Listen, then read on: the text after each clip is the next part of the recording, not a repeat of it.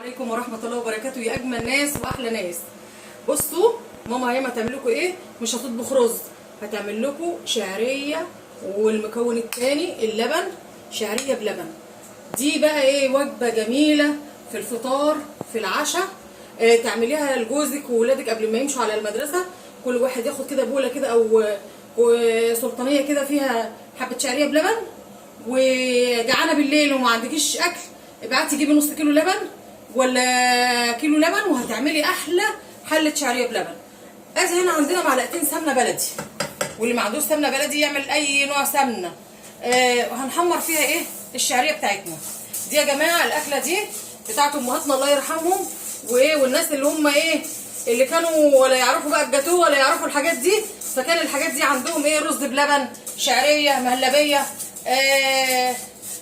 الحاجات دي كانوا بيعملوها، دي شيء اساسي ياكلوها لنا، وتبقى وجبه ايه، حاجه كده مسكره لو احنا بنذاكر بالليل، ولا مثلا مش هنعمل عشاء، دي تبقى وجبه عشاء، تبقى جميله وكمان ايه، مغذيه. ادي نشويات وادي ايه، بروتين والسكر، وجبه عسل. يعني ايه، اعتمديها كده والاعتماد على الله اللي انت تعمليه. ادي يعتبر كوبايه شعريه و3 معالق سكر كبار وفانيليا هنعمل بيها. اللي عايز يضيف بعد كده سكر، يعني يكون ناس بتحب السكر كتير، دي براحتها. احنا بنعمل الاول في قلبيها ايه، سكر قليل. ادي اهي الشعريه بتاعتنا تتحمر معانا اهي.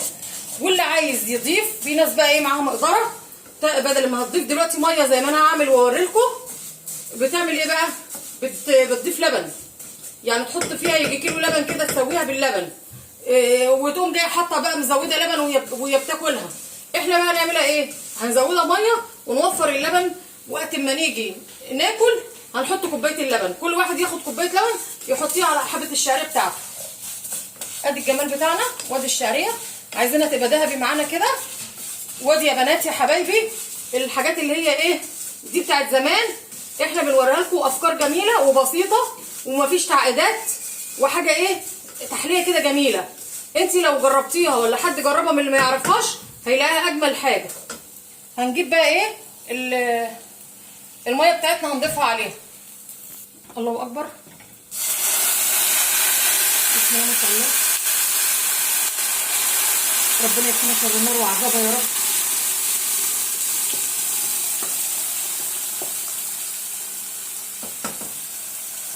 نبطل صورنا اعرف عايزه قد ايه. ادي احنا اهو زودناها اكنك بتعملي حبه رز كده.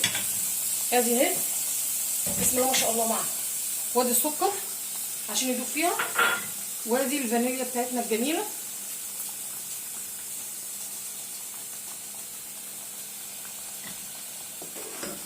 اهي هنسيبها كده بقى لغايه ما تستوي وتاكلي بقى احلى طبق شعريه باللبن.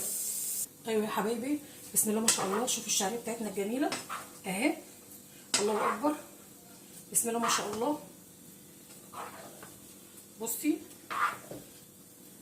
ادي الجمال، ادي اهي الشعريه، شوفوا مفلفله وجميله ازاي، فيها السكر. تيجي هنا بقى ايه، تقومي بقى ايه، ضايفه عليها اللبن كده. بسم الله ما شاء الله لا قوه الا بالله. بصوا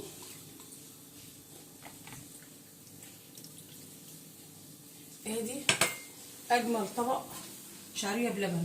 وشوفوا بقى ايه، دي حاجه مغذيه وجميله وما بتكملش 5 دقايق، وبسم الله ما شاء الله وجبه متكامله اللي ولادك هيحبوها. دي احسن من 100 اندومي، واحسن من اي حوارات العيال بيجيبوها. اللي انت هتعمليها حبه شعريه عندك في البيت و3 معالق سكر زي ما قلت لك، وتعملي اجمل طبق، حاجه مسكره وحاجه كويسه. حبايبي ما تنسوش اللايك والكومنتات الجميله بتاعتكم، ويا ريت اللي يخش على القناه بتاعتنا دي يعمل اشتراك ويدوس على كلمه الكل، هيجيله كل جديد بامر الله. ومع الف سلامه يا اجمل ناس.